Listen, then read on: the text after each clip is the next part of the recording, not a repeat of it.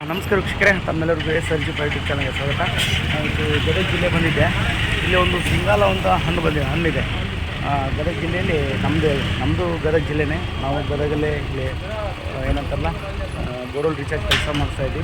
ಇಲ್ಲಿ ಏನಪ್ಪ ಅಂದರೆ ಮಾರ್ಕೆಟಿಗೆ ಬಂದಿದ್ದೆ. ಬೆಳಿಗ್ಗೆ ಮಾರ್ಕೆಟಿಗೆ ಬಂದಾಗ ಒಂದು ಹಣ್ಣು ಬಂದಿತ್ತು. ಇದೇನಪ್ಪ ಇದ್ದಿರ್ತಲೆ ಕಲ್ಲಿದ್ದಲು ಥರ ಇದೆ, ಇದ್ದಿಲು ಏನೋ ಅಂದ್ಕೊಂಡಿದ್ದೀರಣ್ಣ. ಇದು ಬಂದಾಗ ಕೇಳಿದಾಗ ಇದು ಹಣ್ಣು ಅಂತಂದರೆ ಹಣ್ಣು ನಾನು ಕೂಡ ಟೇಸ್ಟ್ ನೋಡಿದೆ, ತುಂಬ ಚೆನ್ನಾಗಿತ್ತು. ಒಂಥರ ಕೊಬ್ಬರಿ ಥರ ಇತ್ತು. ಬನ್ನಿ, ಹಣ್ಣಿನ ಬಗ್ಗೆ ಒಂದು ವಿಶೇಷ ಇದೆ.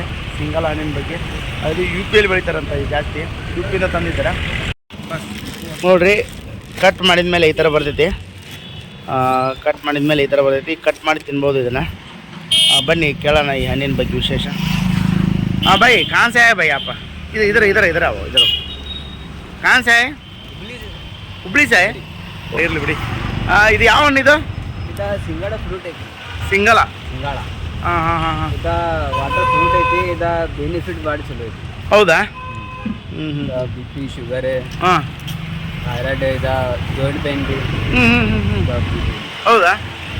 ಪರವಾಗಿಲ್ಲ. ಇದು 200 ರೂಪಾಯಿ ಕೆಜಿ ಏನ್ರಿ ಇದು? ಹಾಂ, 200. ಓಕೆ. ಇದ್ರಾಗ ಏನೇನು ಅಂಶಗಳಿದಾವೆ ಸ್ವಲ್ಪ ಹೇಳ್ರಲ್ಲ. ಇದು ನೋಡ್ಕೊಂಡೆ ಹೇಳ್ರಿ, ಪರವಾಗಿಲ್ಲ.